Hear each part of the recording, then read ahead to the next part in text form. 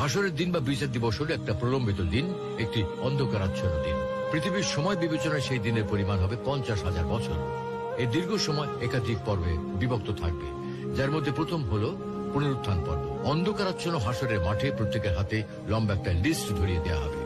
সেখানে তার দুনিয়ার জীবনের সবকিছু পুঙ্খানুপুঙ্খ রূপে লেখা থাকবে, ছোট থেকে ছোট, ক্ষুদ্রাতি ক্ষুদ্র বিষয়, প্রতিটি মহৎ কাজের কথা, প্রতিটি মুহূর্তের কথা। এক মুহূর্তের বিবরণ বাদ যাবে না। তখন এই বিবরণ নিয়ে মানুষ সামনের দিকে যেতে থাকবে, মূল বিচার মঞ্চের দিকে এগুতে থাকবে। হাসরের মাঠে এমনই এক মহা ত্রাসের পরিস্থিতির সৃষ্টি হবে।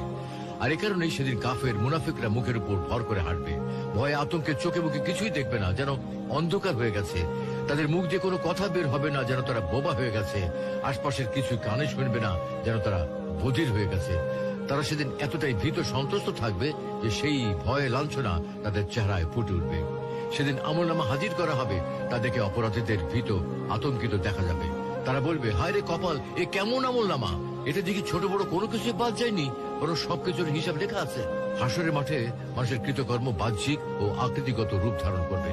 যেমন কোন কোন বর্ণনায় আছে, যারা জাকাত দেয় না তাদের ধন সম্পদ একটি বড় সাপের আকার ধারণ করে তাদের দংশন করবে এবং বলবে, আমি সেই সম্পদ। আল্লাহ রাব্বুল আলামিন আমাদের সকলকে আসহাবুল হাসানাত দলের অন্তর্ভুক্ত হওয়ার তৌফিক দান করুন।